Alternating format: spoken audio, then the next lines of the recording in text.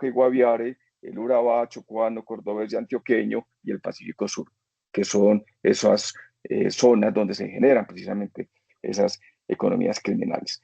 Entonces, los estudios que hemos realizado, y tú mencionaste unas cifras absolutamente claras, profesor Portillo, nos han llevado a reafirmar de cómo las economías criminales, si hoy fueran un país, serían la tercera nación más poderosa del mundo, después de la China y de los Estados Unidos. Porque esas economías criminales hoy, según estudios de la OCDE, de la Organización Mundial del Comercio, de Traceit, que es la Alianza Global contra el Comercio Ilícito, está representando entre el 5 y el 10%. Es decir, sería básicamente la tercera nación, las economías criminales en su conjunto, con mayor poder económico.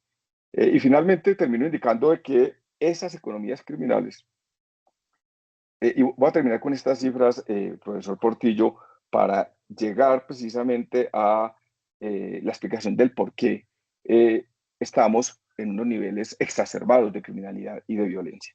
El último estudio del Banco Mundial, el año pasado, estableció, según sus análisis, de que la criminalidad en Latinoamérica y el Caribe se está concentrando en el 2.5% del territorio de Latinoamérica. 2.5%. Los homicidios, la principal tasa de homicidios o las ciudades con mayor indicadores o tasa de homicidios se concentran en el 1.4% del territorio en Latinoamérica y el Caribe. De las 50 países más violentos del mundo, 17 de ellos están en Latinoamérica y el Caribe. Y de las 50 ciudades más violentas del mundo, 40 de ellas están en Latinoamérica y el Caribe.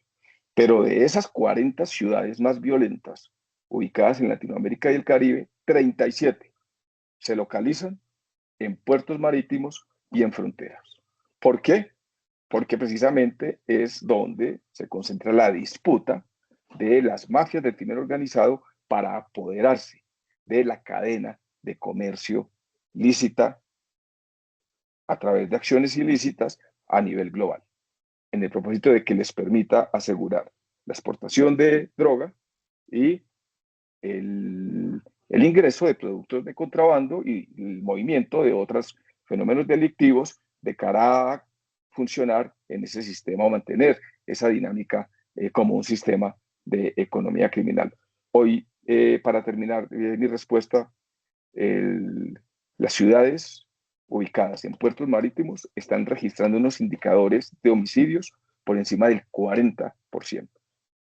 Hoy Guayaquil es el principal puerto exportador de cocaína y es una de las ciudades donde el homicidio podría llegar perfectamente a una tasa de 60. Frente a acá está regresando básicamente hacia 2 décadas atrás, Guayaquil, que llegó a tener una tasa de 6, 7 homicidios por cada 100.000 habitantes. Y según los pronósticos, nos lo decía recientemente, nos comentaba el doctor Uguacero, que viene asesorando de manera importante a Ecuador, del riesgo que se está revisando en Ecuador con regresar a esas tasas históricas de homicidio que son muy lamentables. Y eso es precisamente demostración o evidencia de esa disputa sangrienta de las mafias del narcotráfico y del contrabando para apoderarse de los puertos marítimos a nivel de Latinoamérica y el Caribe. Por supuesto, yo conocí a Hugo Acero en el programa de departamentos y municipios seguros de la Policía Nacional hace un par de años. General, usted tocó un tema importante que vamos a volver sobre el tema fronterizo. Ahí es un tema polémico y vamos a entrar a esa discusión en unos minutos. Por ahora, el tema de la información es importantísimo. De manera muy general, los mercados funcionan bien cuando la información fluye entre los que compran y los que venden, ya sea cualquier tipo de mercado, bursátil, de vivienda, el que sea. En el tema del crimen organizado, yo lo mido también como un sistema económico, pero informal. La información es clave. Quiero saber, mi general, su pensamiento de la importancia de fortalecer la información dentro del aparato estatal en contra de la criminalidad financiera y de las rentas criminales.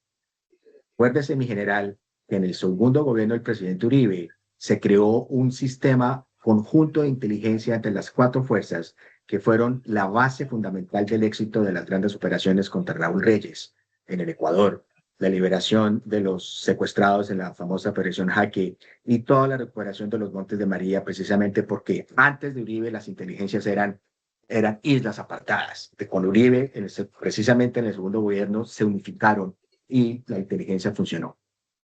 ¿Ese modelo usted cree, mi general, puede servir para crear una especie de unión de inteligencia financiera, apoyándose, por supuesto, en los organismos de inteligencia del Estado? Sí, ese ha sido, profesor Portillo, el verdadero talón de Aquiles, la inteligencia financiera.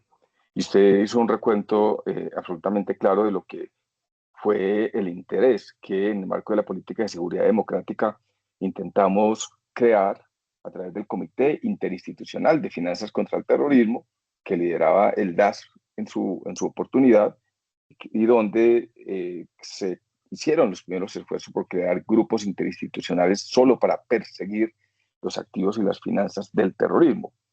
Y posteriormente, en el marco de la Junta Nacional de Inteligencia y de la Junta de Inteligencia Conjunta, estos mecanismos fueron fusionados y terminamos en el marco de la Junta de Inteligencia Conjunta creando burbujas exclusivas para perseguir las finanzas de estos grupos al margen de la ley.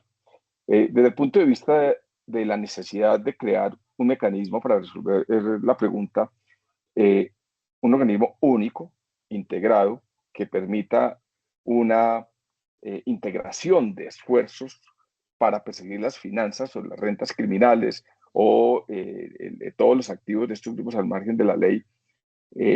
Yo creo que podría funcionar, pero en Colombia la historia